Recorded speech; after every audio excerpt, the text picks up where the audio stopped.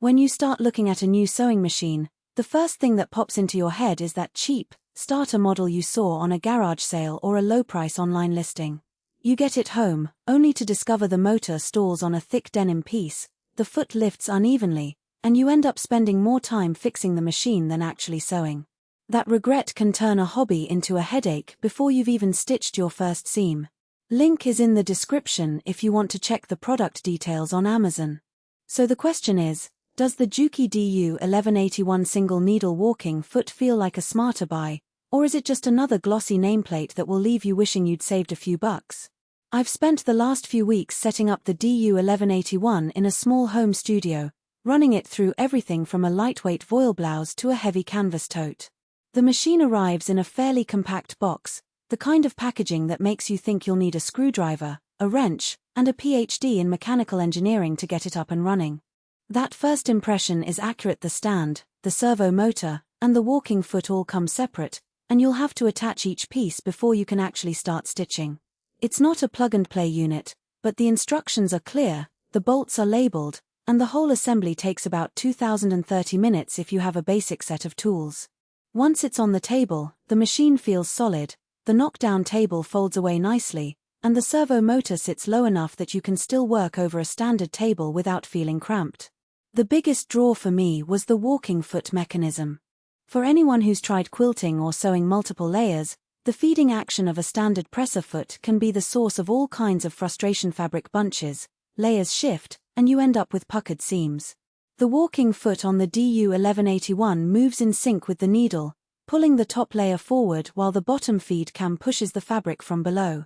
In practice, I found it actually makes a noticeable difference when stitching a three-piece quilt sandwich. The seams stayed straight, the layers didn't shift, and I didn't have to constantly stop to realign the fabric. That's the kind of practical benefit that turns a machine from nice to have into essential for a serious quilter. Speed is another point that often trips up buyers. The specs list a maximum of 2,000 stitches per minute, but most home users never need to hit that ceiling. I tested the machine at a comfortable medium pace, around 1,200 stitches per minute, and the servo motor handled it without any stutter. The sound level is surprisingly low for a motor of this size, the unit hums gently, and you can still hold a conversation while it's running.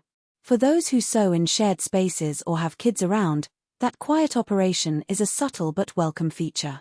Now, who should consider buying the DU 1181 and who might want to look elsewhere? If you're a hobbyist who mostly does lightweight garments, a basic 4-stroke machine can get the job done, and you might save a few $100s by going for a simpler model. But if you regularly work with medium-weight fabrics, denim, canvas, layered quilts, or even leather, this Juki brings a level of feed control that cheaper machines simply can't match. The walking foot and the adjustable top and bottom feed cams give you the flexibility to fine-tune how each layer moves, which is something you'll notice the moment you try to stitch a heavy pair of jeans pockets.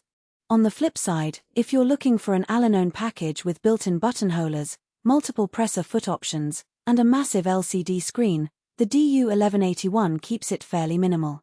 You get the essential features for stitching, but you'll need to buy extra accessories if you want a decorative stitch library or automatic thread cutting. Practical strengths show up in daily use. The machine's needle range DP17, covering sizes number 14 through number 23, means you can handle most thread and fabric combinations without swapping out parts. Thread tension adjustments are straightforward, and the machine accepts a wide array of thread sizes from number 40 up to number 8, which covers everything from fine silk to heavy upholstery thread. The top and bottom feed cams are adjustable, letting you control the grip on each side of the fabric. In my experience, that means you can dial back the bottom feed for a delicate chiffon dress, then crank it up for a thick denim jean. The foot pressure lever also feels responsive. A slight tweak changes the pressure enough to accommodate different fabric thicknesses without having to stop and rethread. Weaknesses are subtle but worth mentioning.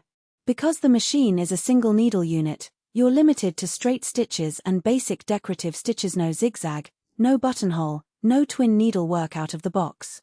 That's fine if you already own a dedicated buttonhole foot or have a second machine for more elaborate stitching, but it does add an extra step for someone who wants an all-in-one solution.